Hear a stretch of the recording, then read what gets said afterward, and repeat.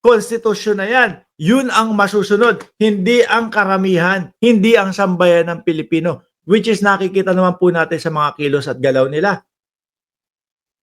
Di ho ba? Oh, biruin mo sa Fort Worth na yan. Shall forthwith to trial. Yung mga malalaking universidad nga po na nakita natin. San Beda, UST, UP, Lasal, Ateneo, yung mga dean, yung mga law professor. Di po ba? Yung mga law school, ang pagkakaintindi pa po nila. Makati Business Club, ano pa? Pati po Katoliko, ang pagkakaintindi lahat mga kababayan, pati ho tayo mga maliliit na mga tao, simpleng tao, ang pagkakaintindi po natin, shall forthwith is umabante, no, agad-agad. Pero nga, ang pinapakita ng Senado, kami ang nasa poder, kami ang senador. Kaya kung ano ang gusto namin dito, yun ang masusunod. Sabi pa ni Chiso, irespeto nyo yun. Di ba? Balik tayo. Ganon din sila, sila Bilyar. Mga bossing, ganon din sila Bilyar. Ayaw naming isuot yan, no? Kahit pa nasa konstitusyon, kahit pa dapat yan ang sinasabi ng saligang batas, yan ang sinasabi ng konstitusyon, hindi namin susundin. Pati si Robin Padilla, no? Kaya ho kala mo siya yung waiter doon Di ba? Lalakad-lakad, walang ambag. Wala akong ambag sige, mang-amba na lang ako. Di ba? Mang-amba na lang ako. Tuloy natin si Bilyar. Ay, wala pang nagawa? Wala pa pong nagawa, Ma'am, na robe? Parang ang hirap paniwalaan nung nung dahilan niya, walang nagawang robe. Imposible ho yun. No? Namimiloso po na lang ho kayo. Madam, alam namin, napakayaman ninyo, super yaman ninyo. Pero alam namin, ako, paniwala ko kung bakit nandyan ho sila, mga kababayan, para proteksyonan po yung mga negosyo nila. Yun lang yung paniwala ko, mga bossing. Pero pwedeng mali ako, pwedeng tama ako. Ano po? Ngayon, eto, isa pa sa hindi nagsuot ng robe. Ang daming ineebas. Si Aimee. Asa si Aimee? Eto. Isang gabi, hinula kami, Pakinggan nyo, mga bossing. higit sa lahat, kamuntik nang buntalin si Senator Joel Villanueva. Ano daw? Ulit, sabi niya, kamuntik niya na daw buntalin? Higit sa lahat, kamuntik nang buntalin si Senator Joel Villanueva. Yung hindi agad naintindihan ni Robin Padilla.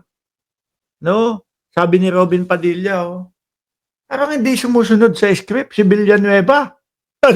Di ba? May usapan Kaya ang sabi ni Robin Padilla, ano ka?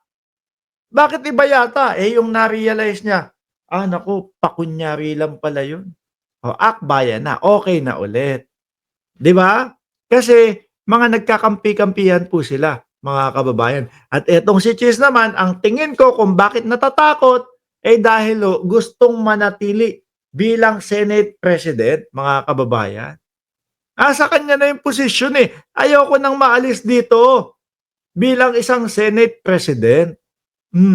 Kailangan ko itong Duterte Block. Ano ba gusto ng Duterte Block? Gusto mong boto ka namin bilang Senate President? Sige. Napakadali lang. Iantala mo, no? Or i-delay mo yung impeachment ni Sara Duterte o i-dismiss mo yung impeachment ni Sara Duterte. 11 kami o 10 o 11 kami. 'Di ba? Instant, ang daming boto sa iyo noon. Kaya ganyan ang nakikita ko kay Chis Escudero. Maisog kami talaga. Ako nasigawan ko si Risa Ontiveros. So, Uy, parang hindi. Totoo ba yun, mga kababayan? Nasigawan niya daw. Ano yun yung point of order? Yung point of order na nambastos ka, pinagmamalaki mo yun? Grabe naman. No? Hindi po nila matalo sa debatehan po dahil tama yung pinapaliwanag ni Risa Ontiveros na ating senadora. Kaya, mag-point of order ka para huminto yan. Ang gagaling naman po ng ating mga senadora at mga senador sa kampo ng mga Duterte. Hindi natin kaya yung sinasabi ni Risa. Sabi, point of order ka. No, sabayan mo habang nagsasalita. Yung mesulsol ni Villanueva, mag-point of order ka. Pati si Bato, tinuutusan siya. Ikaw, punta ka doon. Naging utusan ng mga Duterte. No, naging utusan ng mga DDS. Dahil nga po, hindi nila kaya. No? Tama naman po yung sinasabi ni Risa Ontiveros. Nandito tayo ngayon para manumpa, para ganito, ganyan. Sabi ni Joel Villanueva, mag-point of order ka, lapit ka doon, dali. Sabayan mo, magsalita ka na para huminto na yan. Diba? Hindi natin kaya ng debatehan yan. Hindi natin kayang sabayan yan. Totoo yung mga sinasabi ni Risa Ontiveros. Bastusin mo na lang. Sabayan mo ng pagsasalita. Yun yung pinagmamalaki ni Amy Marcos. Ay, nakakahiya yun, ha? Hindi dapat pinagmamalaki yun. Hindi dapat pinagmamalaki yun. Ipagmalaki mo kung tinalo mo sa debate. Pero kung ginawa mo lang yung style ng mga Duterte, mga DDS, na babastusin mo, sasabayan mo para hindi makahirit, mali, pangit yun. No? Hindi matalino ang tawag sa iyo nun. Di po ba?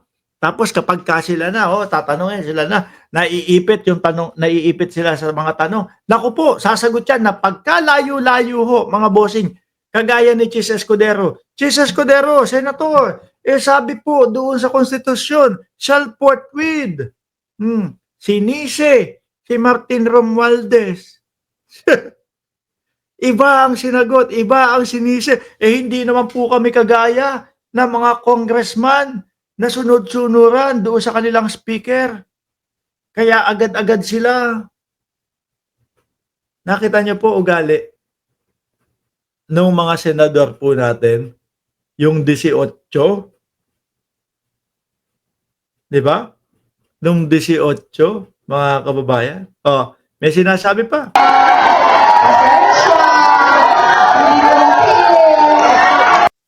Naniwala naman yung mga DDS doon. Sinigawan niya si Risa Ontiveros. Sa point of order lang sinisigaw niya eh. Binabastos niya lang eh. Hindi niya naman sigaw, oy, mali yan! Hindi naman ganun eh. Di po ba? Hindi naman ganun. Pinagmamalaki mo, parang ang pagmamalaki niya parang natakot sa kanya si Ontiveros. Sumagot naman din si Ontiveros, nasa akin pa ang floor. Kayo mga DDS para lang kayo star kung ano-ano ang sasabihin ninyo. Para kayo ang bida kung ano-ano ang sasabihin ninyo.